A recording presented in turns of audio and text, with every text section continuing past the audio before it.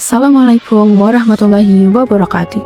Pada kesempatan kali ini kami akan mengambil tutorial dari Universitas Negeri Surabaya, Fakultas MIPA, Program Studi S1 Pendidikan Ilmiah, dan mata kuliah Statistika. Video tutorial Anoka ini disusun sebagai bagian dari pemenuhan tugas mata kuliah Statistika dengan dosen pengampu Profesor Dr. Ahmad Rifi MPD dan tim penyusun. Yang pertama ada Zahra Putri Zakjwa, yang kedua ada Sarita Zahrotunisa, yang ketiga ada Iqyur Agunya IC, dan yang terakhir ada Rahmatun Hayati Saada. Melalui video ini kami berharap dapat memberikan penjelasan yang informatif, mudah dipahami, serta bermanfaat bagi semua. Selamat menyaksikan. Nah, jadi sebelum kita masuk ke dalam tutorial untuk uji ANOVA, lebih alangkah baiknya kita mengenal dulu apa itu uji ANOVA. Oke, jadi uji ANOVA adalah metode statistik yang digunakan untuk membandingkan rata-rata dari 3 atau lebih kelompok data untuk menentukan apakah ada perbedaan yang signifikan di antara kelompok-kelompok tersebut. Selanjutnya, uji ANOVA dapat memberikan sebuah informasi yang lebih efisien dibandingkan dengan uji T yang hanya dapat membandingkan 2 kelompok saja. Dengan menggunakan uji ANOVA, kamu dapat membandingkan rata-rata dalam beberapa kelompok sekaligus, sehingga dapat mengurangi resiko kesalahan dan menghasilkan kesimpulan yang lebih akurat. Nah, untuk syarat uji ANOVA sendiri yaitu yang pertama ada random sampling, kedua normalitas distribusi, yang ketiga homogenitas variansi, keempat data bersifat independen, dan yang terakhir skala pengukuran harus interval atau rasio.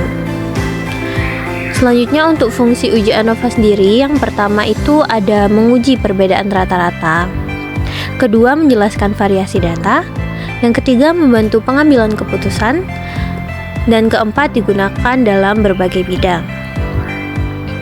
Tujuan uji ANOVA sendiri itu bervariasi, tentunya yang pertama ada untuk mengidentifikasi hubungan sebab akibat, kedua untuk mengoptimalkan sumber daya, ketiga untuk menyediakan dasar untuk analisis lanjutan.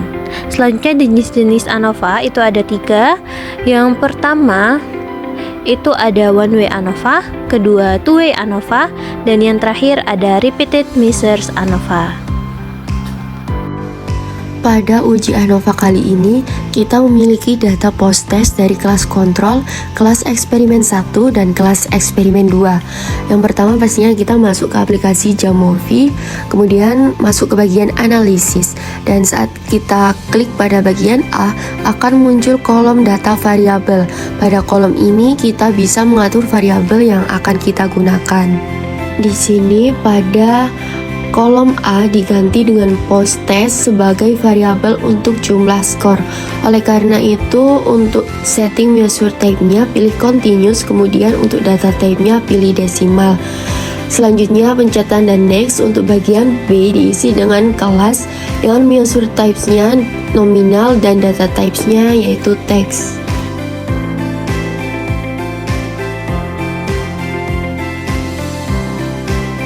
Kemudian pada bagian post test kita klik dan salin seluruh data post test. Data post test ini akan dimasukkan pada bagian post test tadi. Karena ini data dari kelas kontrol, maka pada bagian kelas diisi dengan kelas kontrol sesuai dengan jumlah dari data post testnya.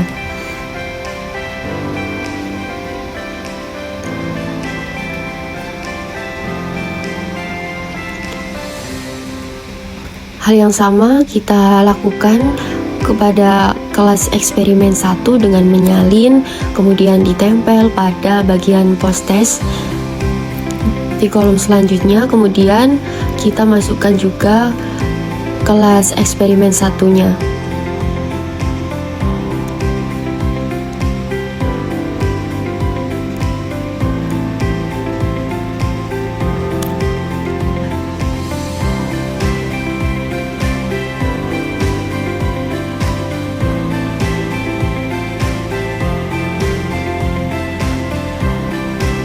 Yang selanjutnya, yang terakhir, yaitu untuk data kelas eksperimen 2, kita salin dan kita tempel di bawah kelas eksperimen 1 tadi.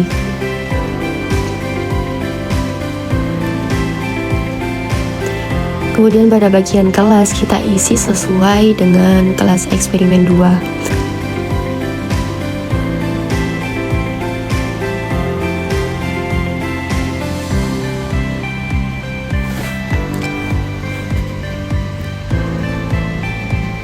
Sebelum dilakukan uji hipotesis, kita klik bagian exploration untuk mencermati rata-rata kelas dari nilai post-testnya.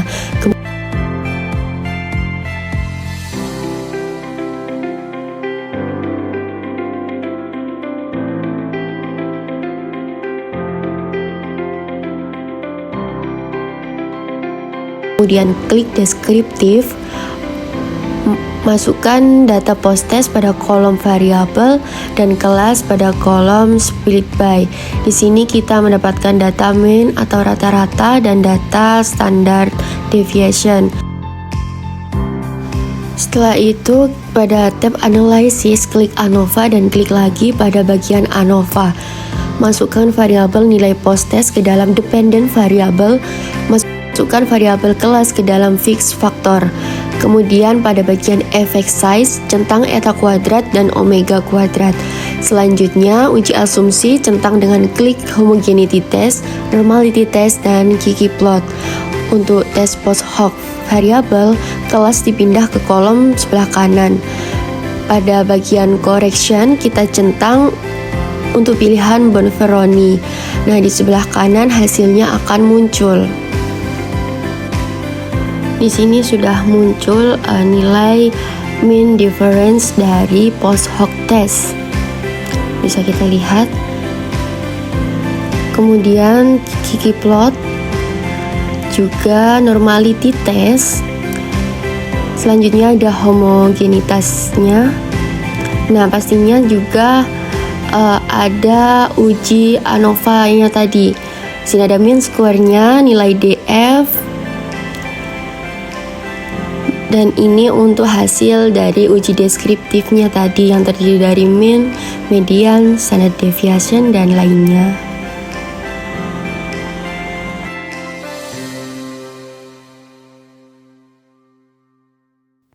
Sekian dan terima kasih telah menonton video tutorial Fanny. Jangan lupa like, comment, and subscribe.